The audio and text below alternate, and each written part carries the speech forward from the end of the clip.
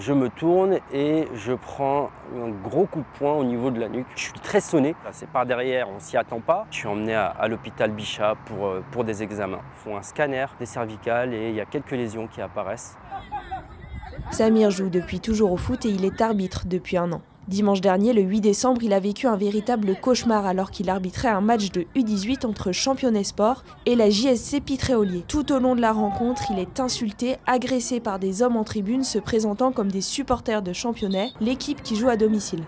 Au démarrage de la rencontre, j'ai vu que c'était un peu compliqué parce que j'avais des jeunes à l'entrée qui n'avaient pas l'air d'être des supporters et plutôt des troubles faits parce qu'il y avait une forte odeur de cannabis. À ce moment-là, j'ai eu l'un d'eux qui me disait qu'il allait me rendre visite tout à l'heure lorsque je donnerai le coup d'envoi.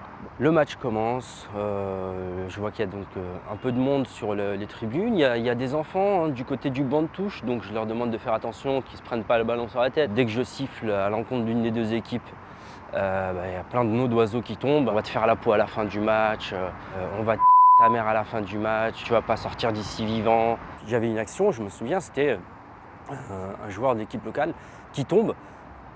Je ne siffle rien dans la surface de réparation, il est censé avoir un penalty, mais sur ça, j'entends ta mère, on va te ta mère, tu verras, ça va pas se finir comme ça, tu penses que tu vas bien t'en sortir, mais ce sera pas le cas. Je suis allé vers eux à la mi-temps, on m'a reproché d'avoir tenté le dialogue. C'est vraiment à la fin du match que ça explose en fait.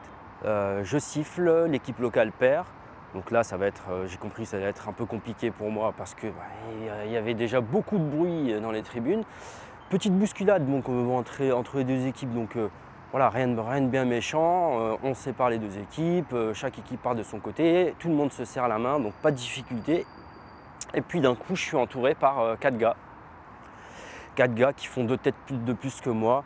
Tu crois que tu vas t'en sortir comme ça va pas se passer comme ça. Pourquoi tu fais perdre notre équipe? Je me tourne et je prends un gros coup de poing au niveau de la nuque. Au moment où je prends le coup derrière la tête, au niveau de la nuque, alors j'ai très mal.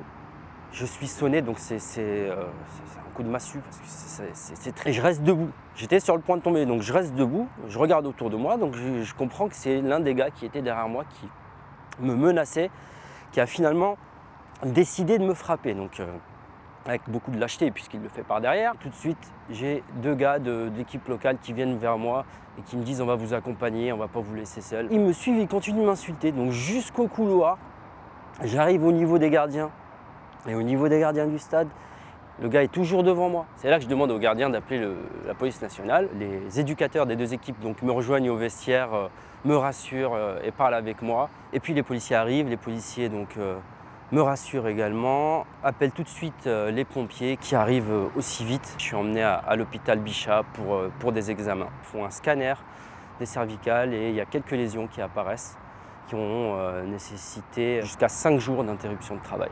J'ai décidé de porter plainte parce que j'estime qu'il ne faut pas laisser passer ces actes de lâcheté. Je suis très fier déjà quand j'arrive ici, quand je fais ma petite vérification de terrain parce que j'ai grandi là, je vois les immeubles. À l'époque, moi je me souviens, il y avait de la terre battue quand je jouais ici. On n'avait pas encore de synthétique.